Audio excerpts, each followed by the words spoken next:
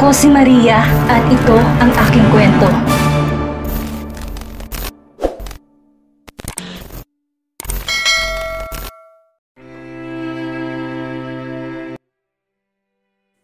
Nandoon siya ngayon sa harap ng bahay ni Naomi, ngunit kanina pa siya kumakatok o nagdo-doorbell.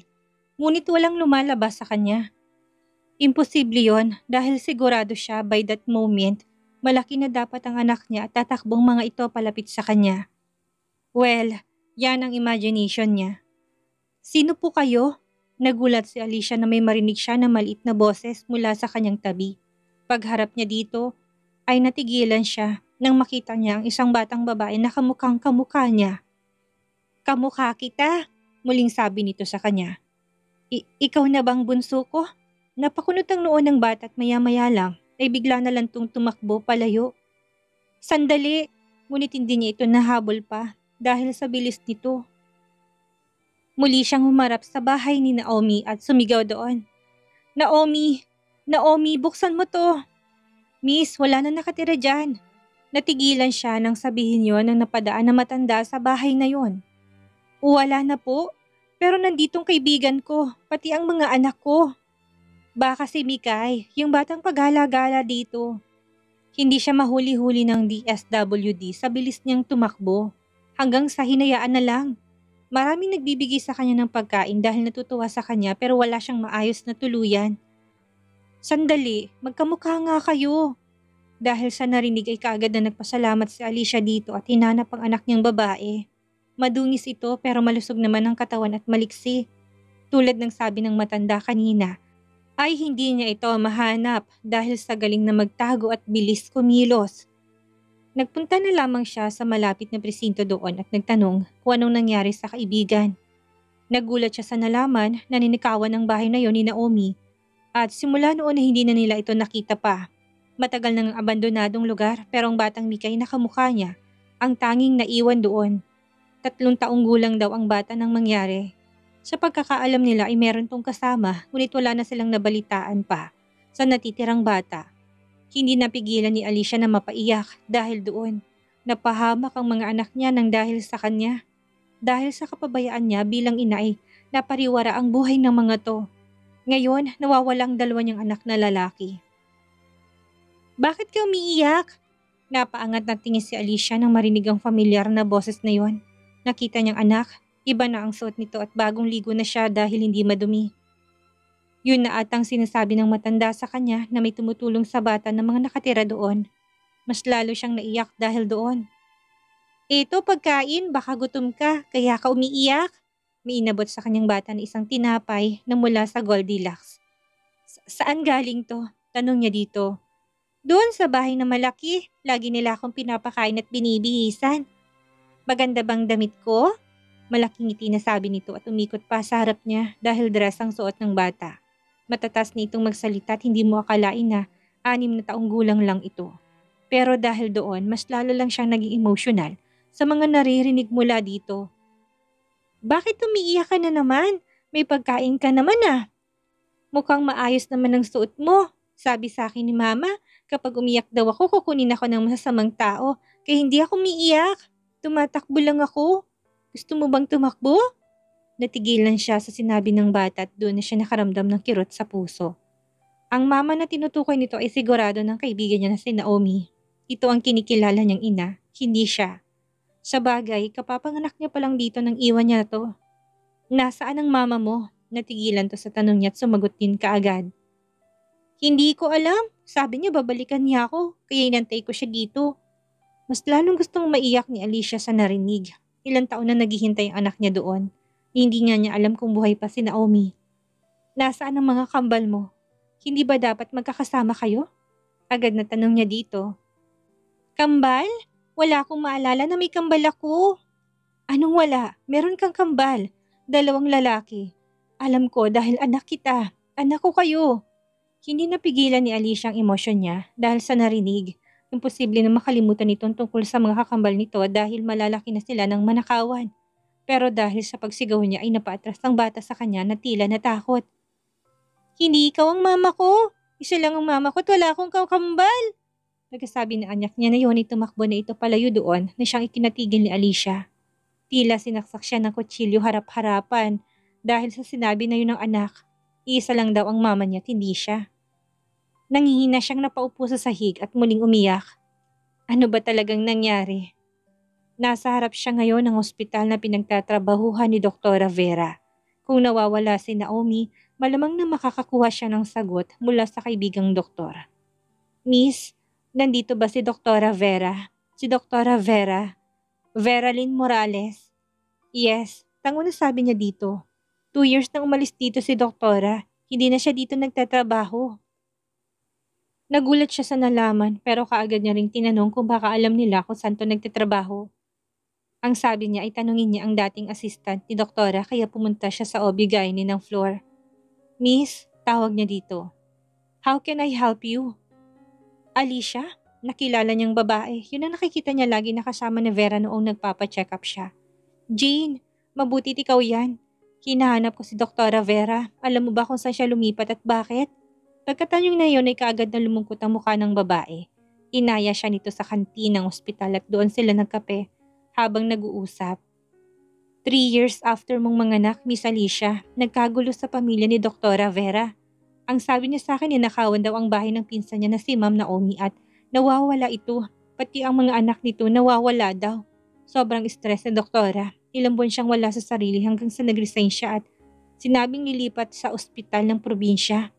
Mas lalong naguluhan si Alicia dahil sa nalaman. Tingin niya hindi simpleng nakaw lang ang nangyari sa bahay ni Naomi. Alam niya na meron pang malalim na dahilan kung bakit hindi naman aalis si Vera sa pinagtatrabahuhan niya. Nagpasalamat siya kay Jane lalo na't nabigay niya na ang bagong workplace nito. Nagkwentuhan lang sila ng ilan pang sandali bago tuluyang umalis doon. Nasa harap na siya ngayon ng bahay ni Vera at dahil gabi na hindi niya ito inabutan sa workplace niya.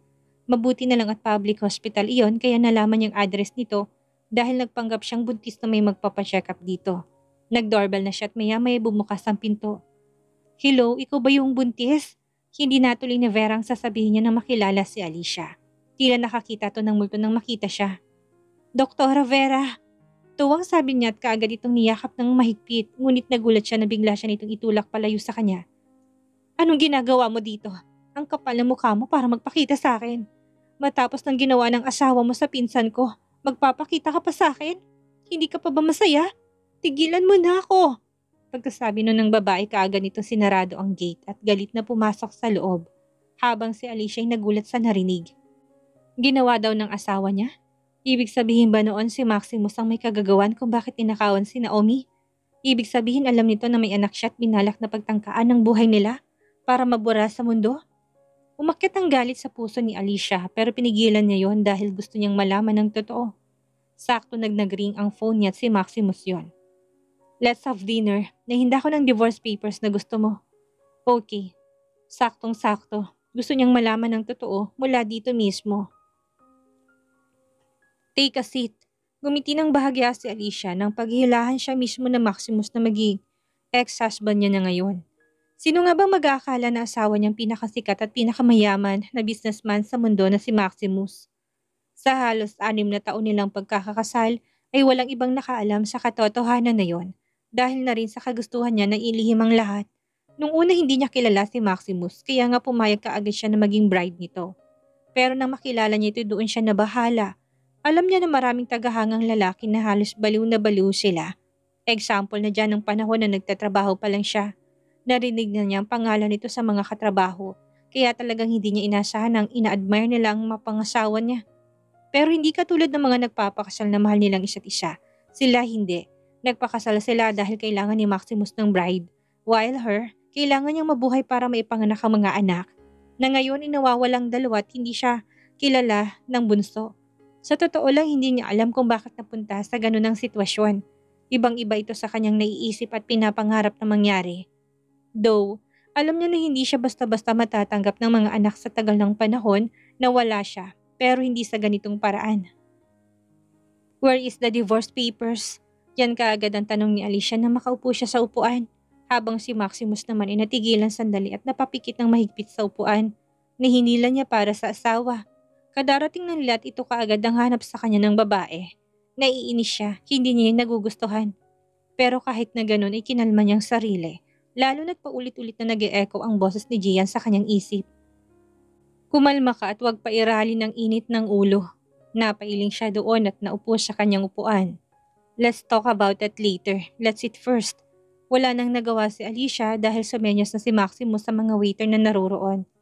Actually, narentahan ng lalaki ang buong restaurant kaya sila lang ang nasa loob. Naiilang nga si Alicia dahil alam niyang nasa kanilang dalawa ang atensyon ng mga sumasalubong sa kanila kanina. Alam ko may mga katanungan sa mga isip nila pero sa ilang years na nilang pagsasama ni Maximus sanay na din siya. Wala namang nalik na photo sa mga nakalipas na taon kaya walang problema. Hanggat walang nakakaalam na may relasyon sila ni Maximus, safe siyang na makakakilos ng maayos. Maraming pagkain na tila ba'y huling pagkain na nila yon sa gabing iyon. Bakit naman ang dami? Hindi ka ba kumain? Kasi alam ko nagmamadami ka ng pagkain kapag gutom ka. Napahigpit ang kapit ni Maximus sa kutsara at tinidor ng hawak niya. Katulad na nakagawian nilang mag-asawa ay paghahainan siya ni Maximus habang si Alicia naman ang nagluto ng pagkain nila. This might be our last meal together. Medyo mahinang sabi nito, natahimik si Alicia dahil doon at hinayaan ng lalaki. Ngunit ang totoo ay tamang sinabi ni Alicia kay Maximus. Hindi pa talaga siya kumakain simula nang sabihin nito na makikipaghiwalay na siya. Bukod sa sanay siyang kumain na kasama si Alicia ay nawalan siya ng gana. Sa lahat kaya hindi siya nakapagtrabaho ng maayos at nag-isip ng mga paraan na kaya niyang gawin para lang matigil ang divorce papers. Katulad ngayon, susubukan niyang ipapigil ang gusto ni Alicia. Kung tututol si Alicia, syempre marami pa siyang paraang naiisip. Hindi siya papayag na maghiwalay silang dalawa ng ganun-ganun lang. Habang kumakain, hindi alam ni Alicia kung paano sisimulan ang pagtatanong kung may alam ba ito sa anak niya o wala. Yun ang unang beses na kumain sila nang wala siyang masabi. Malamang dahil yan sa atmosphere, nakakaibang dala ng pakikipaghiwalay niya. Napabuntong hininga siya at nagsalita. I'm sorry. Sorry for what? Tanong ni Maximus na ine-enjoy lang ang kanyang pagkain. Kasi makikipaghiwalay na ako sa'yo.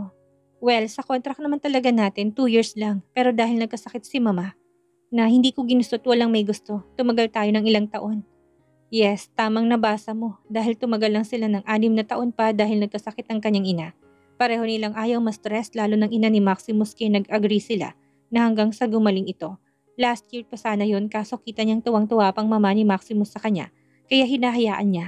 Sobrang bait kasi ng mga to kay Alicia kaya tunay na magulang na rin ang turing niya sa mga ito. Kaya nga na magkasakit ang ina ni Maximus ay nalungkot siya ng sobra-sobra. Marami pa akong bagay na gustong magawa at alam kong ganun ka rin. Baka this time mahanap mo na rin ang para sa'yo, hindi ba? Hindi alam ni Alicia kung bakit siya biglang nakaramdam ng kirot nang sabihin niya ang bagay na yon. Napailing na lang siya sa naisip at muling tumingin kay Maximus. We both know that our marriage was fake and I have to thank you for everything that you've done for me. I will treasure that and bury at the deepest part of my heart. Besides, 6 years was no joke. Nasanay na rin ako sa inyo. Sa mama mo, papa mo, kay Gian. Siyempre lalo na sa'yo. Hindi maiwasan ni Alicia na mapangiti habang sinasabi niya yun. Tila nag-flashback sa kanya lahat ng alaala na meron sila. Kung may babalik niya lang ang kahapon, hindi siya nagsisisi na nakilala niyang mga to. Pero ang pinagsisisihan niya lang ay ang pag-iwan niya sa mga anak. Natakot kasi siya na madamay ang mga to pero kahit na ano palang protekta ang gawin niya, ay mapapahamak pa rin sila. Mas lumala pa nga eh. Samantalang si Maximus naman ay naalala din ng kanilang nakaraan. Yung mga panahon na bago pa lang si Alicia sa kanila at hindi pa. Nagbago ang ugali nito mula umpisa hanggang sa ngayon.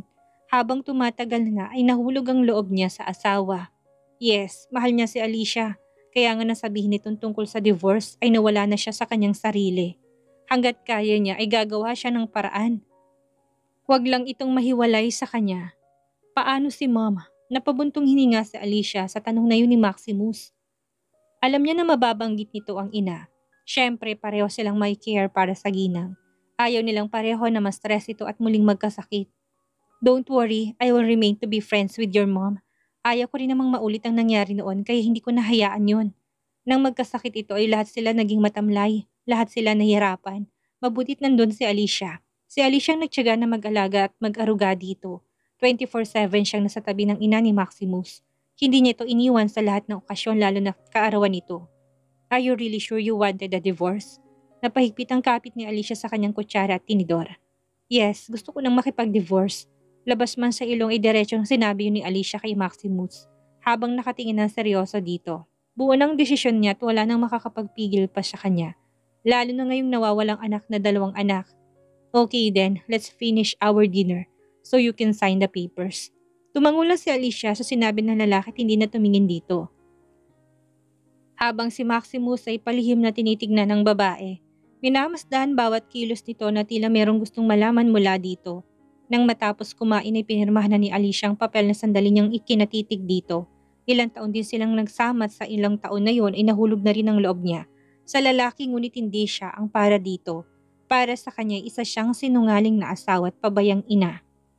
Bumalik siya sa katinoan na tinabot sa ex-husband niyang papeles. Sorry for a sudden notice, Maximus. Throughout our marriage, I've been happy. I hope na naging mabuti akong asawa sa'yo. Pagkatapos nilahad niya ng kamay sa harapan nito, tinitigan yung sandali ni Maximus at muli ibinalik ang mata sa babae. Tumayo siya at tinanggap ang kamay nito. Kung akong papipiliin, ikaw at ikaw pa rin ang pipiliin kung maging first wife. May ex-wife, Alicia. Malagkit ang tingin ni Maximus na sobrang kina-intimate ni Alicia kung kaya nag-iwas siya ng tingin at inalis kaagad ang kamay niya. Salamat sa dinner. Aalis na ako. At nang magmadaling inayos ang kanyang gamit pagkatapos ay umalis sa restaurant na yon, nakatanaw lamang si Maximus sa papalayong dating asawa. While letting her go, biglang sulpot ni Gian na kanina pa nakatago kasamang mga nagtatrabaho sa restaurant. Let her be. Kung yun ang gusto niya, pagbibigyan ko siya. But she is mine. Napailing na lang si Gian sa sinabi ni Maximus at tinayaan to sa gusto niyang mangyari. Kinabukasan, maaga pa lang ay pumunta na kaagad si Alicia sa village ni Naomi kung saan nandoon ang anak niya. Gustuin man niya na kunin ang anak para hindi na ito magpagala-gala, ngunit hindi pwede. Alam niya na makakasama dito kung persahan ang magiging kilos niya kaya uutay-utayin niya ang lahat. Nandito ka ulit? Napalingon si Alicia sa nagsalita at muling nakita niyang anak bago na muli ang suot nito at malinis siya. Hindi tulad ng una niya nang kita dito.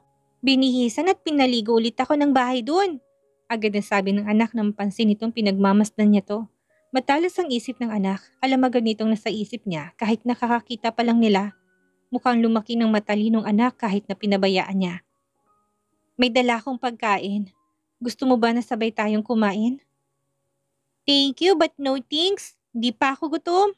Nalungkot siya sa sinagot ng anak. Ang paborito pa naman niyang kanyang niluto kaya nga tinanghali siya para pinaghandaan ng pagkain ito. Yung tipong hindi niya makakalimutan at gugustuhin itong balik-balikan. Ganun ba? Sayang naman. Mahina niyang sabi ngunit hindi siya susuko. Kailangan ay magkalapit ang loob nilang mag-ina. Biglang humangit sa paligid dahilan para maamoy ng batang mabangong amoy ng pagkain dala-dala ni Alicia. Kaagad na natakam at kumalam ang sikmura nito dahil sa mabangong amoy na yon. Natigilan silang dalawa sa narinig habang ang batay agad na napahawak sa kanyang tiyan. Akala ko ba hindi ka gutom? Takang tanong ni Alicia na ikinaiwas ang tingin ng bata at namula ang muka. Agad na nag-gets ni Alicia ang bata kaya napangiti lang ito ng malaki at inilabas ang malaking telang dala niya at nilatag sa damuhan. Naisip niya na doon sila kumain, parang picnic kaya kompletong mga gamit niya. Ano yan? Tanong sa kanya nito at nginitian niya ito lalo ng malaki. Picnic ang tawag dito at dito tayo kakain. Normally ginagawa to sa mga park ng mga magpapamilya tuwing Sunday. Family Day. Picnic? Family Day? Bagay natigilan si Alicia nang maalalang wala nga palang nagpalaki sa anak niya at ilang taon tong mag-isa at palaboy-laboy sa tabing kalsada. Naiisip niya na lang na malamig na semento o damo ang tinutulugan nito ay hindi niya kinakaya ang sakit. Mas napapatunayan niya na pabaya siyang inahabang siya ng mga panahon na yon ay masarap ang tulog sa malambot na kama. Umiiyak ka? Natauhan si Alicia na magsalitang anak. Agad niyang pinahid ang luha niya at umiling dito. Napuwing lang ako. Mahangin kasi. Halika, kain na tayo. Sakto, gutom na din ako. Nag-alangan pa ang bata nung una pero sa huli na upo na rin ito sa harapan ni Alicia. Nakangiti nagpapaliwanag sa kanyang babae at kada sabihin nito'y tinatandaan niya. Hindi nga niya maiwasang mapatitig dito. Nang paliguan at bihisan siya kanina'y napansin niya na kamukha niyang babaeng nakita which is ang kaharap niya ngayon. Kaya ngayon ay mas napapatunayan niya ito. Bakit kaya kamukha kita? Nahintong pag-abot ni Alicia sandali ng pagkain sa harap ng anak sa narinig. Ngunit ngumiti lang siya. Malalaman mo kapag handa ka na. Alam ko hindi ka pa handa kaya sa susunod na lang. O siya, sige kumain ka na. Nagkibit-balikat ang bata at kinuha ng pagkain at kinain ito. Nagulat pa si Alicia nang kamay mismo nitong gamitin niya. Tila isa siyang gutom na bata sa kalye kung kumain. Sa bagay, ganun na ngang nangyari dito. Ang sarap naman ito ate, puno ng bibig na sabi ng anak sa kanya. Kailan ng kain, marami pa dito, sabi niya dito at ginulong buhok nito. Patawarin mo ko anak, pangako aalagaan na kita this time. Mahinang sabi niya sa kanyang isip. Lahat ng hindi niya nagawa para dito ay gagawin niya. Uunti-untiin niya hanggang sa maging handa na ito at bibigyan niya ito ng tamang knowledge sa lahat ng bagay. Pero bago yan meron pa siyang dapat unahin. Ang alamin ng totoo. Nabusog ka ba? Sobra, sarap ng luto niyo ate. Nang luto niyo po ate, remember it's a sign of respect for those who are older than you. Oo nga po pala, nakalimutan ko. Kamutulo na sabi ng anak. Hinikaan niya lang ito at umiling. Tiniruan niya kasi ito kahit na papano ng mga bagay na magagawa agad itong baguhin. Alam niyang mahirap para dito pero tingin niya parang hindi naman siya bata dahil mabilis tong matuto. Gusto mo bang bumalik ako bukas? Pwede po ba? Oo naman. See you tomorrow? See you tomorrow po. Nang maghiwalay sila ng anak ay binalik na muna niyang gamit na dala sa kanyang kondo. Ang kondo na yun ay ipon niya sa nakalipas na mga taon. Binibigyan siya ng pera ni Maximus kung kaya nag-i-invest siya sa mga condo units at pinapaupahan niya. Sa ganung paraan ay alam niyang mapapalaki na niya ng maayos at walang poproblemahin sa perang mga anak. Ngayon nasarap siya ng bahay ni Dr. Vera para linawin ang lahat ng mga nangyayari. Pagka-doorbell niya kagad yung bumukas at ang nakangiting doktor ay nawala nang makita siya. Ikaw na naman, umalis ka na.